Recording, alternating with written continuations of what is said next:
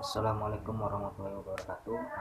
Sebelumnya perkenalkan, nama saya Ahmad Komarudin. Di sini saya berasal dari Saintika Padang. Dan selanjutnya saya akan menjelaskan tentang prosedur pelaksanaan pemeriksaan tanda-tanda vital dan juga pemeriksaan fisik. Baiklah, selanjutnya saya akan menjelaskan ataupun menyebutkan alat dan juga bahan yang digunakan pada pemeriksaan fisik dan juga pemeriksaan tanda-tanda vital. Yang pertama yaitu adalah tensimeter, kemudian itu bebas untuk yang air raksa maupun yang analog, kemudian stetoskop, setelah itu termometer itu yang air raksa ataupun yang digital, kemudian jam tangan itu wajib yang analog, kemudian bengkok, setelah itu kapas alkohol dan juga alat tulis. Baiklah, selanjutnya di sini kita akan langsung melakukan pemeriksaan tanda-tanda vital. Yang pertama itu adalah pemeriksaan tekanan darah pasien. Sebelumnya kita jelaskan terlebih dahulu pada pasien tentang tujuan dari pemeriksaan tanda-tanda vital tersebut. Kemudian yang kedua itu kita dekatkan alat dan juga kita persiapkan alat.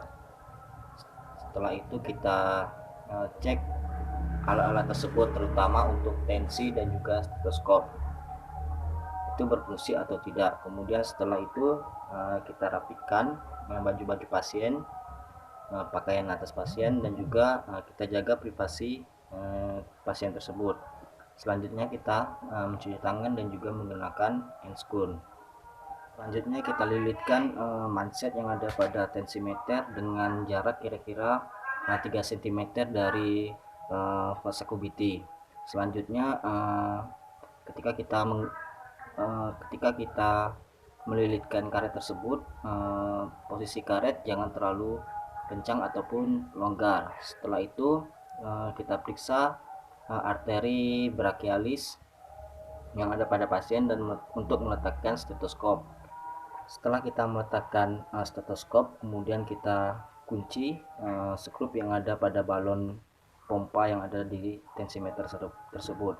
Setelah itu kita pompa sampai dengan nadi tidak teraba lagi. Kemudian lepaskan skrup yang ada pada pompa tersebut sampai dengan bunyi nadi yang pertama disebut dengan sistol dan juga yang terakhir itu diastol. Tapi kita menurunkan tekanan tersebut dengan cara perlahan-lahan. Setelah itu jika telah selesai kita mendapatkan hasil, kita catat di alat tulis yang telah kita sediakan. Setelah itu kita lakukan dokumentasi dan juga kita rapikan tensi dan juga stetoskop. Baiklah, selanjutnya kita akan melakukan pemeriksaan tanda-tanda vital pada nadi, di mana pemeriksaan ini memerlukan waktu kurang lebih 30 sampai dengan 1 menit. Nah, di sini yang pertama kita lakukan adalah mencari letak dari nadi, itu biasanya pada daerah brachialis ataupun radialis. Kita cari nadi tersebut dan juga kita perhatikan ataupun kita rasakan denyutan nadi tersebut selama 30 sampai dengan 1 menit.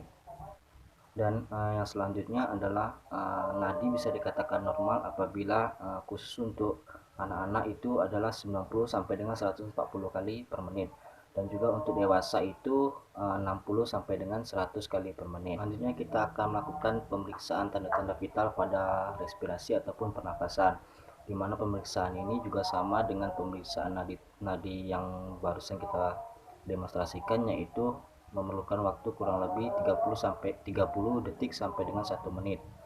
Selanjutnya tujuan dari pemeriksaan pernapasan tersebut adalah untuk mengetahui kondisi napas ataupun cepat, pendek, dangkal atau napas pada pasien tersebut.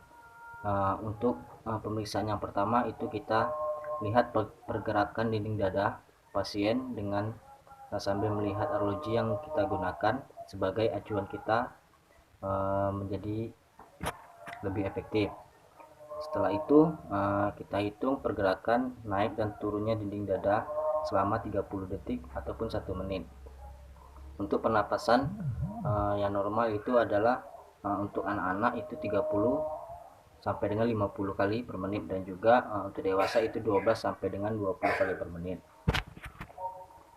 Dan selanjutnya kita akan melakukan pemeriksaan tanda-tanda vital pada respirasi, pada suhu maksud saya, di mana pemeriksaan suhu ini bertujuan untuk mengetahui kondisi umum pasien tersebut, khususnya pada suhu tubuh pasien tersebut. Selanjutnya pemeriksaan ini memerlukan waktu kurang lebih 5 sampai dengan 10 menit. Di sini selanjutnya yang akan kita lakukan adalah yang pertama itu kita cek kondisi dari termometer itu sendiri. Jika jika kita menggunakan termometer yang air raksa, kita turunkan dulu air raksa tersebut ke 35 derajat Celcius. Kemudian jika dia menggunakan termometer yang digital, itu kita atur dulu sampai dengan suhunya 35 derajat Celcius. Setelah itu kita tempelkan di aksila pasien, ataupun juga bisa diletakkan di mulut pasien, tetapi itu kita menggunakan termometer yang oral. Selanjutnya kita tunggu termometer tersebut selesai mengukur, itu kurang lebih sekitar 7 sampai dengan 10 menit. Selanjutnya setelah itu kita baca hasilnya dengan mensejajarkan termometer dengan mata kita. Itu jika menggunakan termometer yang air raksa. Setelah kita mendapatkan hasilnya, kita catat di buku ataupun alat tulis yang telah kita sediakan. Dan yang terakhir, kita akan melakukan pemeriksaan fisik, di mana pemeriksaan fisik ini bertujuan untuk menentukan kondisi ataupun keadaan umum pasien ataupun masalah yang dialami oleh pasien tersebut. Nah, untuk pemeriksaan fisik ini di sini ada 4 item yang biasanya dilakukan di rumah sakit. Itu yang pertama adalah inspeksi, itu untuk melihat keadaan umum pasien. Kedua itu adalah palpasi, itu kita meraba biasanya pada pasien yang mengalami kelainan dalam bentuk tubuh. Selanjutnya adalah perkusi, yaitu mengetuk. Nah, biasanya yang kita ketuk itu adalah pada pemeriksaan yang berada pada rongga torak maupun abdomen. Selanjutnya adalah auskultasi, yaitu kita mendengarkan. Yang kita dengarkan adalah sama di rongga torak dan juga rongga abdomen. Dan yang selanjutnya itu adalah kita melakukan prosedur pelaksanaan pemeriksaan fisik, di mana yang pertama yang harus kita lakukan adalah jelaskan terlebih dahulu tujuan dari pemeriksaan fisik tersebut kepada pasien. Dan yang selanjutnya kita persiapkan alat. Jika menggunakan alat itu biasanya menggunakan stetoskop dan juga jam tangan.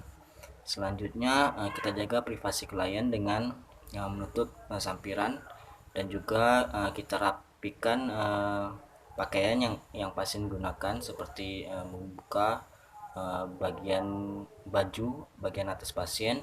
Yang selanjutnya itu kita atur posisi pasien, kita buat pasien senyaman mungkin. Setelah itu kita mulai observasi pemeriksaan fisik,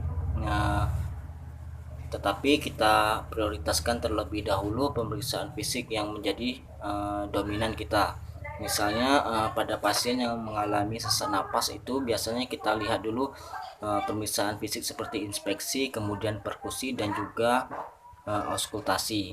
Mungkin itulah yang dapat saya sampaikan untuk mendemonstrasikan pemeriksaan fisik dan juga pemeriksaan tanda-tanda vital. Jika saya memiliki kesalahan, saya mohon maaf. Saya akhiri. Assalamualaikum warahmatullahi wabarakatuh.